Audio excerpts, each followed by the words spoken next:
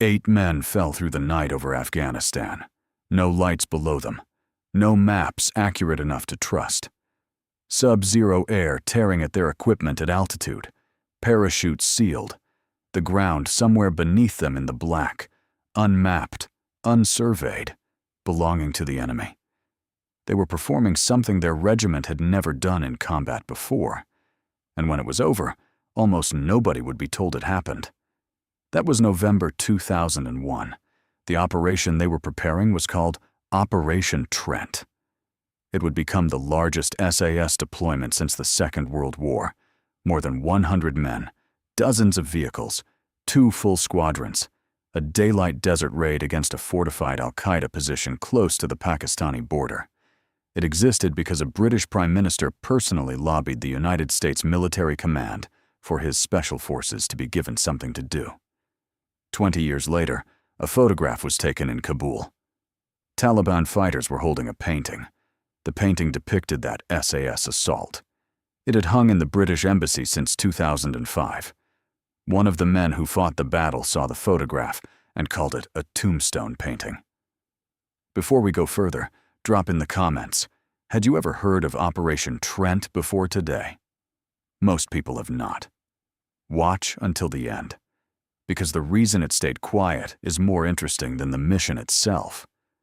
On the morning of September 11th, 2001, the world that British Special Forces had been trained for ceased to exist, and a new one took its place within hours. The attacks on New York and Washington killed 2,977 people. They also, within the space of a single news cycle, realigned the relationship between the United States and its closest ally in ways that would take 2 decades to fully understand. Tony Blair, the Labour Prime Minister, who had been in office since 1997, responded with a speed that surprised even some of his own cabinet. Britain would stand with America. No conditions. No delay. Shoulder to shoulder was the phrase he used that afternoon, and it became the defining slogan of a foreign policy commitment that would shape British military history for a generation. What is sometimes forgotten is that this instinct was not new for Blair. It was the culmination of a pattern that had been developing since his first year in office. In 6 years as Prime Minister, he had ordered British troops into combat more times than any other modern holder of that office. Kosovo in 1999, Sierra Leone in 2000, Iraq in 1998, in a bombing campaign that barely registered in public consciousness. Each time, the logic was similar: a moral case, an American alliance to honor, and a genuine belief that British military capability could be an instrument of good in an unstable world. In Sierra Leone, Blair had authorized a joint SAS and parachute regiment rescue mission that succeeded in a single night with surgical precision. One journalist who covered him closely during this period wrote that the success of ground operations, real and threatened, had a measurable effect on how Blair thought about the use of force. He had learned, or believed he had learned, that daring worked. September 11th confirmed everything he already thought he knew. When he addressed the country on October 7, 2001, the day U.S. and British aircraft began striking targets inside Afghanistan, his statement was notable not only for its certainty, but for the specific arguments he chose to make. He spoke of justice. He spoke of the Taliban refusing to surrender al-Qaeda leadership despite a fortnight of ultimatums. And then he said something that would acquire a peculiar weight in the months ahead. 90% of all the heroin sold on British streets, he told the public, originated from Afghanistan. Stopping that trade was directly in British interests. It was not a throwaway line. Blair understood the power of connecting an abstract foreign war to a domestic grievance people already felt. Afghan heroin on British streets, a direct line from the mountains of Helmand to the estates of Manchester and Glasgow. He was building a moral and practical case simultaneously, and the drug trade was load-bearing in that argument. That detail would matter later in ways Blair had not fully anticipated. The war began. American aircraft hit Taliban positions. Northern Alliance fighters, the Afghan factions who had been resisting Taliban rule for years, advanced on the ground. In a scene that captured something essential about the strangeness of this conflict, United States Army Special Forces rode into battle on horseback alongside their Afghan allies. Ancient landscape, medieval optics, 21st century technology operating within it. Britain was in the war. What remained less certain was exactly what role British forces would actually play. 2 full squadrons of the Special Air Service, A Squadron and G Squadron of the 22nd SAS Regiment, deployed to northwest Afghanistan in mid-October 2001. Their mission carried a code name, Operation Determine.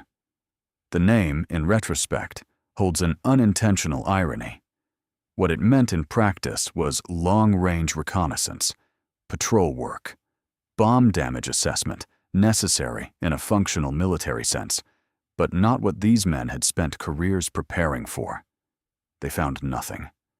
That sentence deserves a moment.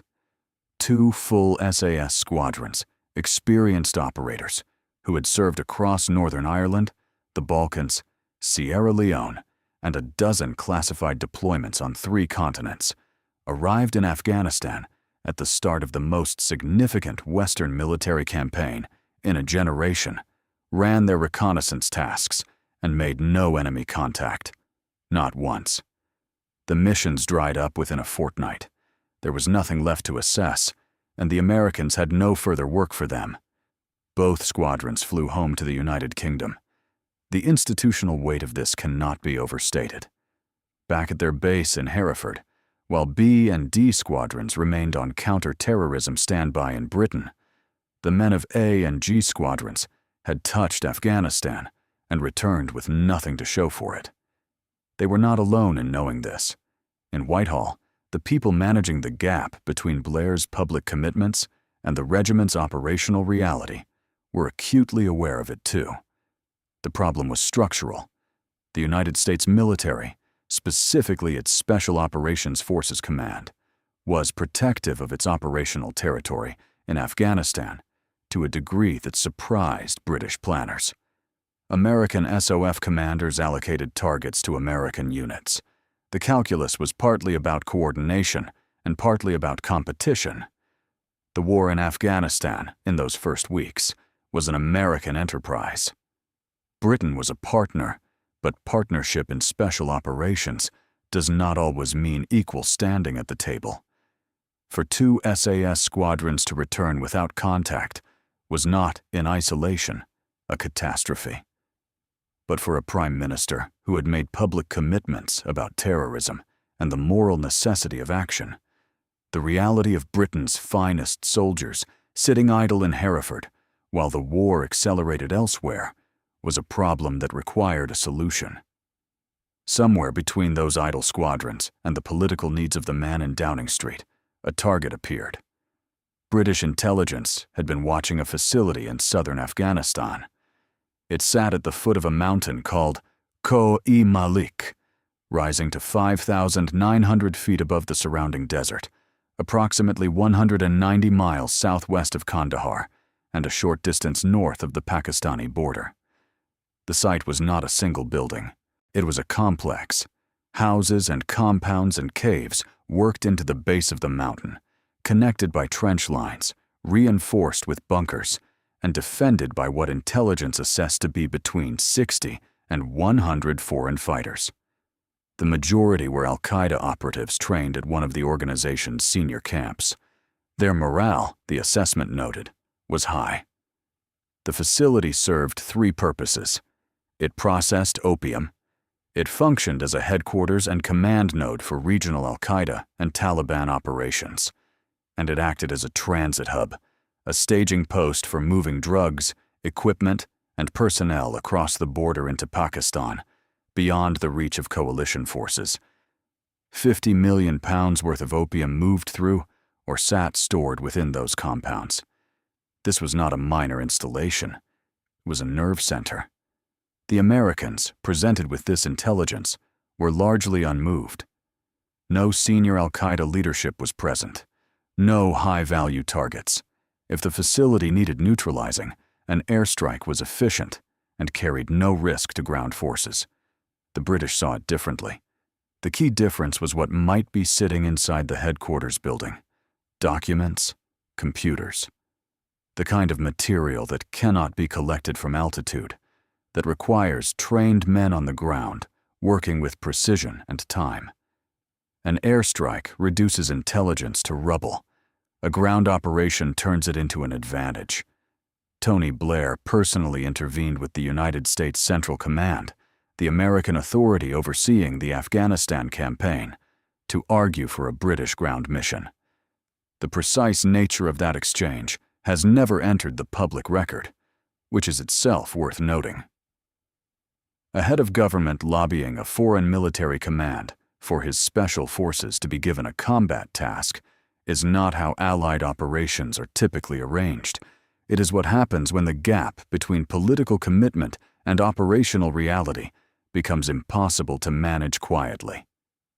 CENTCOM agreed. The conditions were severe. Understanding those conditions is essential to everything that followed. The assault would go in during daylight hours. The fundamental advantage that elite special forces hold over any dug-in enemy, the cover of darkness, was simply not available, because the American air assets allocated to the operation could only be on station during the day. The guaranteed window of close air support was 1 hour, and there would be no pre-raid ground reconnaissance whatsoever. The timelines imposed by CENTCOM left no room for a patrol to go forward, assess the defenses, and return with usable information before the assault launched. The maps available were worse than inadequate. The best chart of the target area was at a scale of 1 to 1,500,000, a scale at which the proposed landing zone did not appear at all. The Registan Desert in Helmand and Kandahar provinces was territory so rarely surveyed that the planning team was, in practical terms, working from near blank space. The mission acquired a new code name, Operation Blood. The progression of names told its own story. Operation Determine had been patient and watchful. Operation Blood was preparation for something harder. And Operation Trent, the designation assigned when the formal order was given, was the institutional notation of a decision already made. The commanding officer of 22nd SAS, Lieutenant Colonel Ed Butler, accepted the mission. To understand what that acceptance required, you need to understand something about the man and something about the institution he carried with him into that decision. Edward Adam Butler was born on the 27th of February 1962. His grandfather was Richard Austin Butler, known throughout British political life as Rab Butler, the conservative grandee who served as Home Secretary, Chancellor of the Exchequer, and Foreign Secretary across 3 decades, the man widely expected to become Prime Minister, and never did. Edward Butler was educated at Eton College, read politics and international relations at the University of Exeter, and was commissioned into the Royal Green Jackets in August 1984. The path from Eton to the SAS base at Hereford is not a common one. But the organization that selected Butler judged men on a single criterion. Could you perform under pressure? And would others follow you somewhere they might not come back from? His record before Operation Trent answered both questions clearly. He was mentioned in dispatches for service in Northern Ireland in November 1991. He received the Queen's Commendation for Valuable Service twice, first for work in the former Yugoslavia in autumn 1997, then for Sierra Leone in the summer of 2000. By the time Blair's intercession handed 22 SAS a mission in Afghanistan, Butler was commanding the regiment at the exact moment it was asked to do something it had never attempted before. He calculated that it could be done. He said yes. The regiment Butler led had been born in exactly this kind of terrain, in exactly this kind of war. David Stirling had created the Special Air Service in the North African desert in 1941 around a single radical concept: Small teams inserted from the air, moving fast in armed vehicles through desert, striking targets that conventional forces could not reach and vanishing before the enemy could respond. The SAS of 2001 was incomparably more sophisticated than Sterling's original force, but the idea was identical. Speed, surprise, concentrated firepower from mobile platforms. Now, in the Registan Desert, 60 years after North Africa, the largest post-war concentration of SAS capability was returning to the landscape where the regiment had been invented. A squadron would form the assault element, the men who would take the objective on foot. G Squadron would provide the fire support base, the platform of overwhelming suppressive fire that would allow a squadron to advance. And from G Squadron's air troop, 8 operators who specialized in the particular discipline of falling from great heights in the dark would go in first, the night before the main force arrived. High altitude, low. Opening parachuting exists for one reason: invisibility. An aircraft at cruising altitude is essentially invisible to ground observation. 8 men leaving that aircraft in freefall, canopies sealed, produce no radar signature, no heat trace, no sound that carries to the earth below. They fall. For the first miles of descent, they fall as objects rather than parachutists, because nothing has yet deployed. The air at altitude over Afghanistan in November is well below freezing. It moves fast across exposed skin and finds every gap in cold weather kit. The ground remains invisible below them. The landing zone is unlit. The automatic opening system deploys the parachute at 4,000 feet, and that is the moment the jumper first discovers whether the descent will end with survival. 4,000 feet sounds like a generous margin. It is not a generous margin. The 8 men of G Squadron's air troop who boarded a C-130 Hercules flying out of Camp Rhino were doing something the regiment had never attempted in actual combat. Every previous insertion of this type in the regiment's history had been conducted in training. The desert below them was held by an enemy force that intelligence described as alert, motivated, and prepared to fight. Some accounts record the jump altitude as 20,050 feet. Others place it at 28,000. The precise figure remains classified, and the disagreement between sources is itself a small reminder of how much of this story still exists in the space between what happened and what was ever officially confirmed. They jumped. They fell. The parachutes opened at 4,000 feet. All 8 men reached the ground. What they found was desert. Flat, hard, and largely featureless. The Registan, which had swallowed armies and defeated invaders across centuries of Afghan history. Their immediate task was assessment, not combat. Could the surface bear the weight of a fully laden C-130 Hercules transport aircraft? Because if the desert floor was too soft or too broken to support heavily loaded planes, the entire plan ended here, tonight, with 8 men alone in hostile terrain and no way to bring in the force.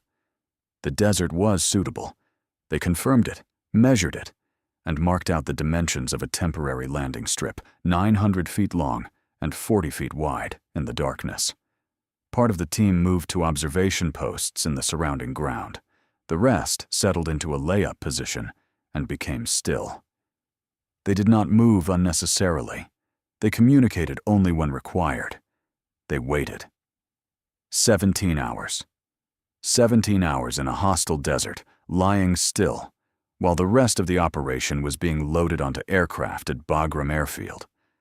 This is the quality that Special Forces selection is specifically designed to find, not aggression or physical strength alone, though both matter, but the capacity to be patient under conditions that make patience feel like a kind of violence against the self. The men held the strip and waited for the first C-130 to appear on the horizon. When it came, the air troop team switched on infrared torches, invisible to the naked eye, readable by the approaching aircraft systems.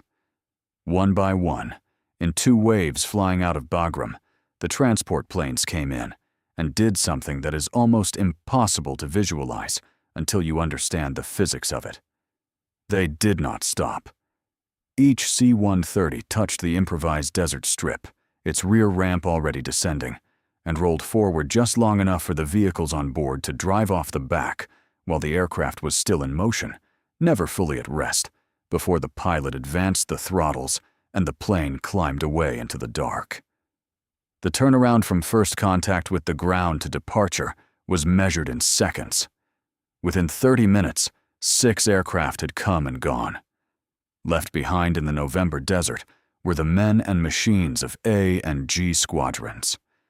38 Land Rover Desert Patrol vehicles, known throughout the regiment's history as Pinkies for their distinctive desert camouflage paintwork, each carrying general-purpose machine guns, half-inch Browning heavy machine guns, Milan anti-tank missile systems, and sniper equipment. 2 unmapped logistics trucks loaded with reserve ammunition, fuel, and water, the motherships of a force operating well beyond any resupply guarantee. 8 Kawasaki trail motorcycles for route scouting and advance work. 1 Land Rover would not start. Engine failure in the desert before the assault had properly begun. The 3 men of its crew were ordered to stay, guard the vehicle, and wait. 3 operators left alone in the Registan, while more than 100 of their colleagues formed up and drove off into the dark. The regiment would come back for them. The drive to the forming up point was 120 miles. The Registan does not make movement straightforward. Fine powdered dust rises at the slightest disturbance and reduces visibility for following vehicles to near zero, the columns moving through a near whiteout of their own making for much of the route. The motorcycles went ahead of the Land Rovers, checking ground, watching for signs of ambush, finding paths through terrain that no reconnaissance element had assessed because the timeline had allowed no time to send one. The ACMATs followed at the rear. The columns moved without lights where possible, through empty desert, across ground where Taliban and al-Qaeda movement had been recorded, and where nothing could be taken as guaranteed. At the forming up point, the force divided. G Squadron assumed firing positions approximately half a mile from the objective in what the plan called a bullhorn formation, the 2 arms of the formation curving around the flanks of the facility, while A Squadron would drive up the center between them toward the target. A squadron moved into assault configuration. The Khoi Malik Mountain rose at the far edge of the objective, nearly 6,000 feet of rock, cutting off any retreat into the ground beyond it. There was one direction available to everyone in that desert: forward. The columns settled into a layup position before dawn. The desert lightened. The mountain became a silhouette against pale sky. The men waited with the stillness of people who had trained for exactly this, the final hour of patience before action, when everything is loaded and ready, and there is nothing left to do but wait for the time to move. Just after 7 o'clock in the morning, a squadron put their optics on the trench line and watched al-Qaeda fighters moving. The defenders were walking between positions with the unhurried manner of men who did not expect company. Trench lines were occupied. Bunkers were manned. Inside the compound and the caves beyond it, intelligence suggested the full complement of fighters, somewhere between 60 and 100 men trained to fight and apparently prepared to die, was in place. The signal to the U.S. Navy aircraft waiting on station was given. 4 FA-18 Hornets and 2 F-14 Tomcats swept in over the facility and destroyed the opium storage depots. 50 million pounds of processed narcotics. Fuel. Equipment. The material foundation of a logistics operation that had been moving product and personnel across the Pakistani border for years. In minutes, it was burning. A squadron moved. At speed, the Land Rovers drove from the start line toward the outer perimeter, weapons firing from the vehicles. The enemy responded immediately. AK-47 assault rifles opened from the trench lines. RPG-7 rockets began arcing toward the advancing column, trailing smoke, detonating in the dust around and between the vehicles. Additional fighters appeared at positions further back from the initial trench line, not retreating, but repositioning, finding better angles. The defense was organized. It was determined. It wasn't breaking. G Squadron's bullhorn opened up simultaneously. 7.62mm general-purpose machine guns in sustained fire. Half-inch Browning heavy machine guns hammering fortified positions. Milan missiles detonating against bunkers. 81mm mortar rounds falling inside the compound perimeter. Barrett M82. A1 sniper rifles, half-inch caliber weapons designed for hard targets at distance, worked by SAS marksmen against individual fighters, presenting themselves at trench entrances. The combined weight of fire from G Squadron's position was enormous. The facility was under suppression from every angle the bullhorn formation could reach. A squadron drove until the terrain and the incoming fire made vehicle movement a liability. They halted meters from the outer perimeter, dismounted under fire, and started forward on foot. The last few hundred yards were across broken ground, through incoming fire from men who had grown up in a culture that had been fighting battles like this against opponents like these for generations. The al-Qaeda fighters at Khoe Malik were not, the intelligence assessment had noted, highly trained by conventional military standards. What they possessed instead was something that no training doctrine reliably produces: a genuine, complete willingness to die. They came out of the trenches toward the advancing SAS. They fired while moving forward.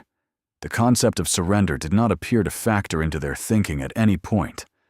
The main body of A Squadron formed a semicircle below the first trench lines and was ordered to assault. The advance stalled under concentrated fire from the bunkers. The U.S. Navy aircraft were called in danger close. This is not a routine request. Danger close means the ordnance will impact within what doctrine considers the minimum safe distance from friendly forces, with the difference between killing the enemy and killing your own people measured in meters. The FA-18s came back. They struck the bunkers that had stopped the advance, dropping satellite-guided munitions with precision measured in feet. They flew strike after strike until the racks were empty and the cannon rounds were spent. On the final pass, after destroying an enemy-occupied bunker, the aircraft strafed with its 20mm rotary cannon. The rounds landed close to a G Squadron position. Very close. The kind of proximity that men carry with them for the rest of their lives without discussing it publicly. The jets climbed away. The sky emptied. Whatever was going to happen next, a squadron would accomplish without further air cover. The assault went forward again. The technique was the one they had trained for so many thousands of times. It had become reflex. One man fires while his partner advances, finds cover, and fires in turn. The first man moves. The cycle repeats. Each bound measured in the meters between one piece of cover and the next. Under sustained fire, on difficult terrain, against an enemy that continued to emerge from its defensive positions rather than consolidate within them. The first SAS trooper went down under fire from the trench line. Two colleagues ran to him, not under orders, not after deliberation, but as a reflex of regimental culture so deeply embedded it required no conscious decision. In the open, under fire, they reached him and pulled him back. In the regiment's own accounting, this would not register as an extraordinary act. It is simply what you do for the man next to you. A second operator was struck by two AK-47 rounds that hit his ceramic body armor plate and failed to penetrate. A third round caught the water bottle on his belt kit. He was alive because of equipment he had been directed to carry, because the men of A Squadron had, by most accounts, required a direct order from the commanding officer to put on their tactical helmets and plate carriers before the mission launched. Most of them disliked the equipment. Several owed their lives to the order. The rounds stopped by ceramic plates that morning would have killed without them. The regimental sergeant major commanding the fire support base was watching the assault and forming his own assessment. The advance was stalling. The fire from G Squadron's position was continuous and effective, but a squadron was not breaking through the bunker line. The RSM made a decision. He brought the commanding officer's headquarters element forward to reinforce the assault, placing himself and his team several hundred meters from the enemy trench line. He was shot in the leg by an AK-47 round. He stayed.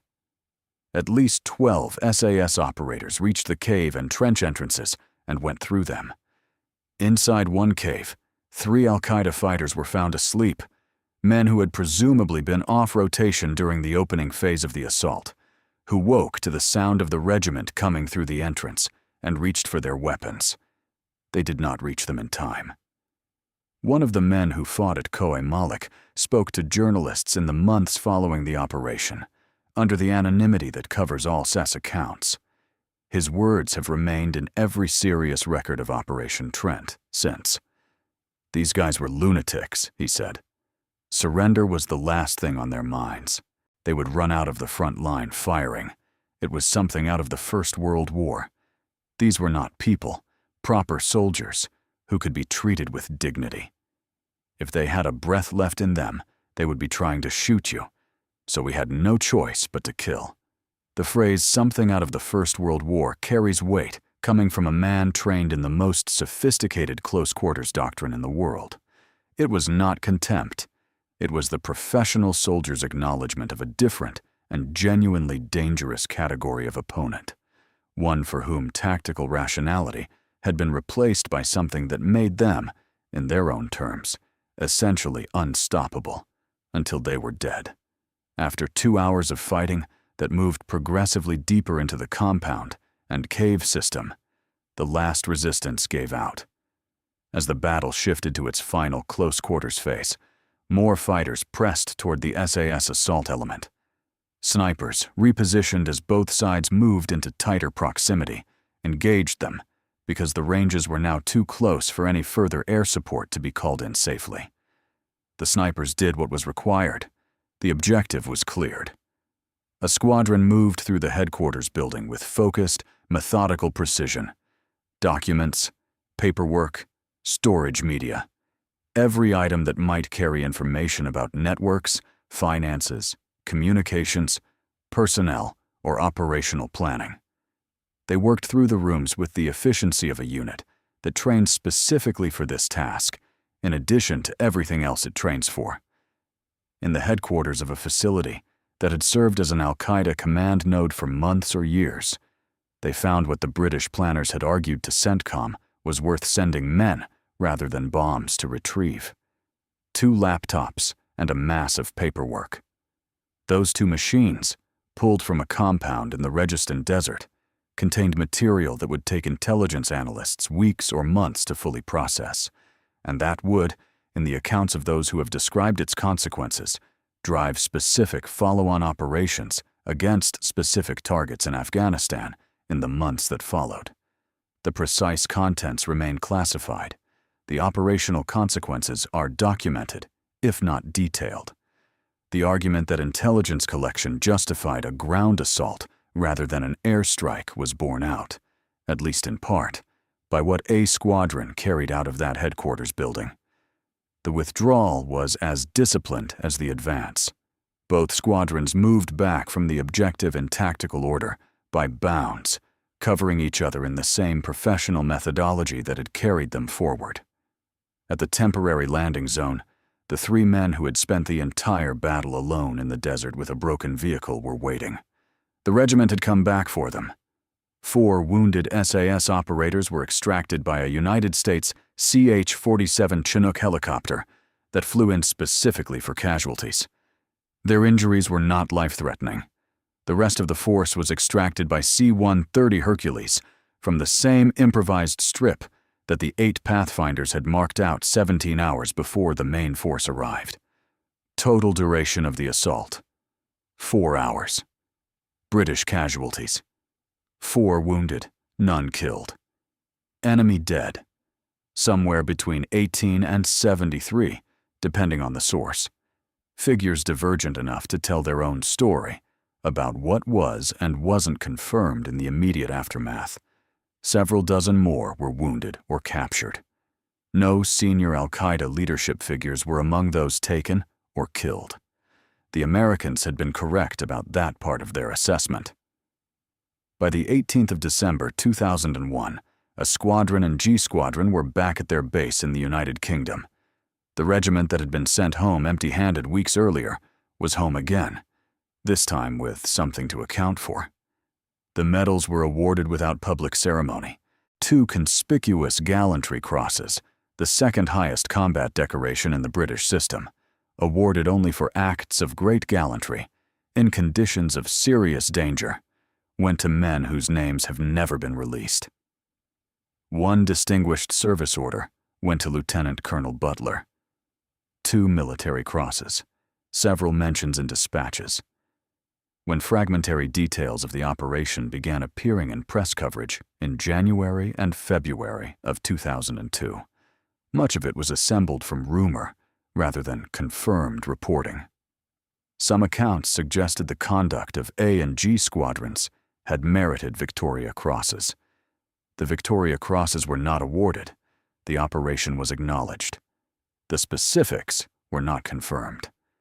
And the strategic significance of the facility, the stated justification for the entire mission, was, according to the most authoritative published accounts, never fully explained. That phrase sits in the historical record like a stone in the road. The largest SAS operation since the Second World War, conducted against a target whose importance to the broader conflict was never publicly justified to the people whose soldiers carried it out. There are honest questions that follow from this, and they deserve a considered answer rather than a reflexive one. The facility almost certainly held genuine operational value. The intelligence on those laptops drove real operations against real targets. The disruption of a logistics hub close to the Pakistani border, a transit point for drugs and equipment, and personnel moving in both directions, was not strategically trivial. But whether the full weight of 2 SAS squadrons was the proportionate response to what was ultimately a mid-level al-Qaeda installation, or whether Blair's phone call to CENTCOM reflected a genuine intelligence imperative or the political requirements of a leader who needed Britain to be seen fighting, is a question the public record cannot definitively resolve. The relevant conversations took place in rooms whose contents have not been disclosed.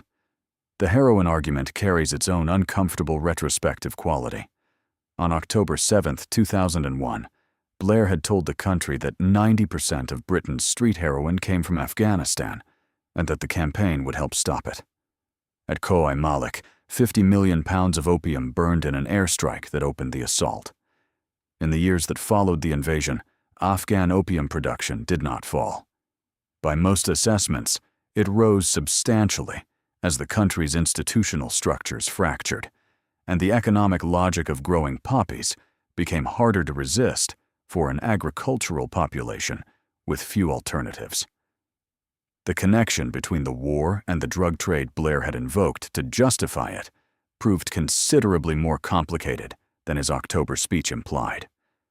The competitive dynamic between British and American special forces, the institutional reality that U.S. SOF commanders protected their operational territory, and that a British Prime Minister had to call CENTCOM for his soldiers to be allowed into the fight, remains one of the least discussed dimensions of the early Afghanistan campaign.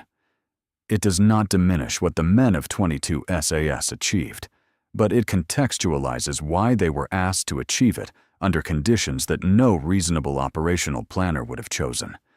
Daylight assault, no reconnaissance, inadequate mapping, a 1-hour window of air cover that ran out before the fight concluded. What those conditions produced, against an enemy that fought with the ferocity of men who genuinely did not value their own survival, was a complete tactical success. 4 wounded, none killed. An intelligence haul that shaped what followed. By the measures that matter on a battlefield, Operation Trent was everything that had been asked of it, and more.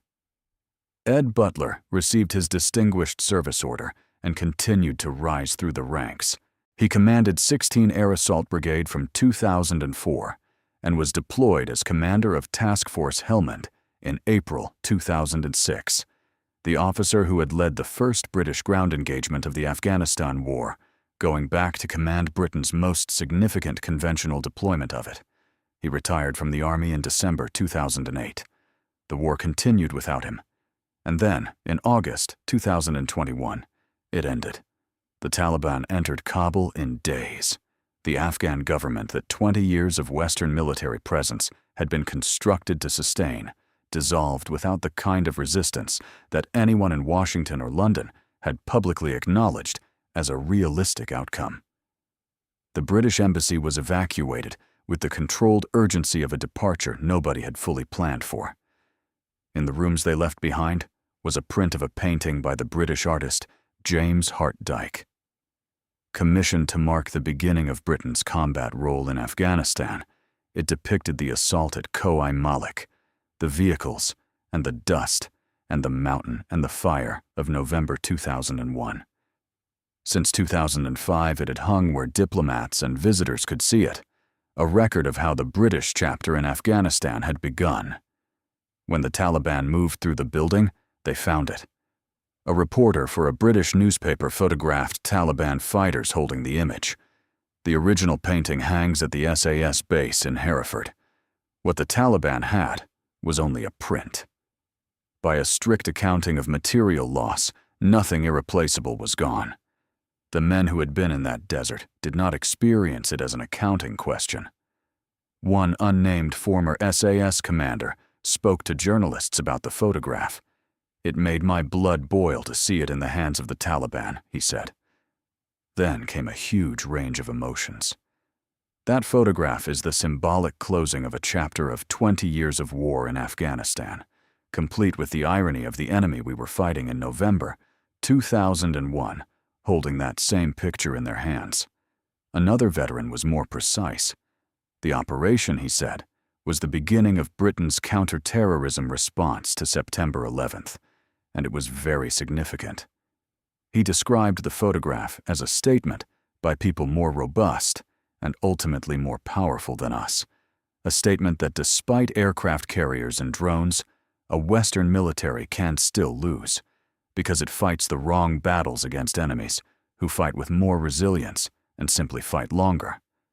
A third man called the painting what it was: a tombstone painting. A full circle, he said. That tells you. With time, regardless of all your power, this country belongs to us. The original is in Hereford.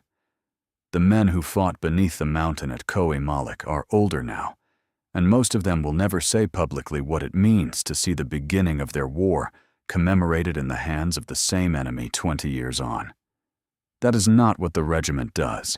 It selects for people who continue regardless of cost, and it does not provide a vocabulary for that particular kind of reckoning. But the painting is a tombstone, as one of them said. Tombstones mark things that are finished. Operation Trent was the opening move of something that ended in a way nobody who approved it had intended. That is not the failure of the men who fell from altitude into unmapped desert, drove 120 miles through choking dust, and cleared a fortified enemy position in 4 hours without losing a single life. They were given a mission, and they completed it with a quality that the historical record, however partial and however classified, makes impossible to dispute. The question of whether the mission should have existed in the form it did, whether the political intercession that created it served the soldiers who carried it out, or the politician who arranged it, whether the strategic rationale was ever as clear as the public statements implied. Those questions belong to a different kind of reckoning, one that 2 decades of subsequent history has made considerably harder to set aside. The men dared. They won. They came home. The war had a different ending. That is Operation Trent, a remarkable tactical achievement, a partially explained rationale, and a painting in Taliban hands. If you want to understand how Britain's ground war in Afghanistan truly began, and what it cost the people who fought it, you start here, with 8 men falling through the dark over the Registan Desert, performing something the regiment had never done before, for reasons that were never fully explained to the public that sent them. What does it tell us about the wars we choose and the way we remember them when the men who fought the first battle watch the last one end this way? Leave your answer below.